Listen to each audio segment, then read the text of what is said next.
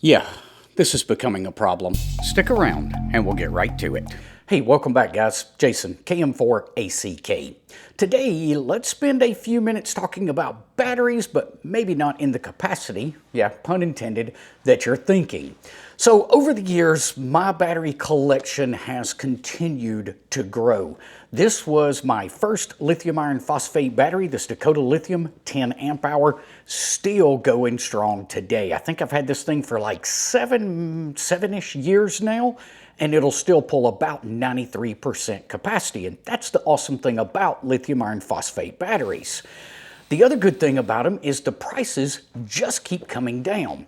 When I bought this 20 amp hour Bioenno, I paid more for it than I did the last 100 amp hour battery that I bought. In fact, quite a bit more than the last 100 amp hour battery that I bought, because I bought it on, I believe it was Prime Day, when they were marked down to like 130, 140 bucks. I mean, they're getting to be dirt cheap. Now, to go along with those batteries, I have also built multiple battery boxes. This is just one example here. And you know, these are the cool little boxes that we see that you've got a battery inside, and then you've got various ports on the front of it, whether that's Anderson power poles or USBs or whatever. We can put switches on them. We can do all kinds of cool things. So that is just one example of a battery box that I've built over the years. Just recently on the channel, I built this big guy. This one has a 100 amp hour battery in it. And again, this one's a little simpler. All I put on the outside of this one was Anderson power pole connections. But here's the thing. Every time we put one of these boxes together, it cost us money. And let's face it, putting these boxes together is not exactly cheap.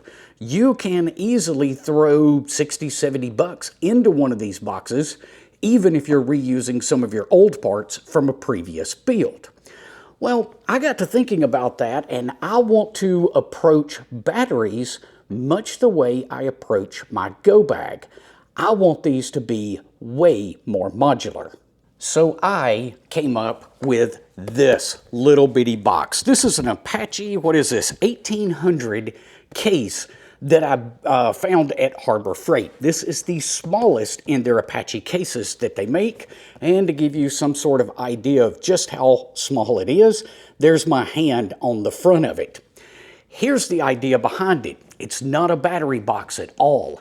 Instead, it's a power distribution box. So I can take this box and pair it with any of the batteries that you see here on the table. Let me give you guys a quick walk around of the box. First, on this side, you will find a couple of Anderson power pole panel mounts. And then you will just find, let's see if I can get that to open up, a power socket right here on this side. On the other side of it, we have got some USB ports, and then we've got both a battery input and a solar input.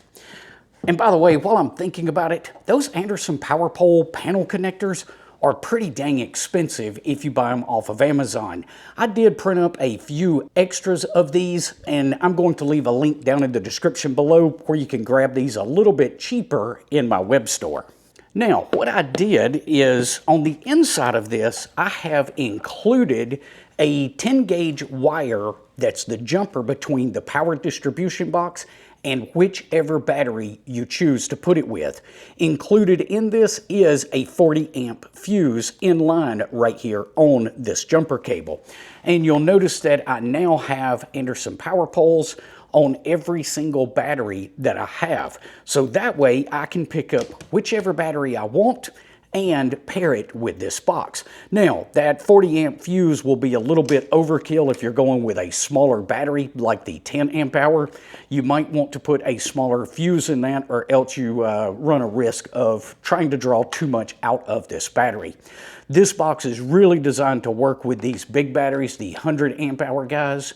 They will easily deliver 40 amps into this box without any trouble, and then allowing you to split that off between 4 other power pole connections. So you could easily run 2 HF radios in single sideband with this particular box. Now, taking a look at the inside, you will see I have a Genasun 10 amp solar charge controller. This is the MPPT variety back here in the back. For 10 amps, I can run probably 150 or close to 200 watts of solar panel into this particular solar charge controller. Then you'll notice that everything inside the box is run through this fuse box. Each of the power pole connectors on this side are run through 20 amp fuses for each one of those, so that's a total of 4 connectors.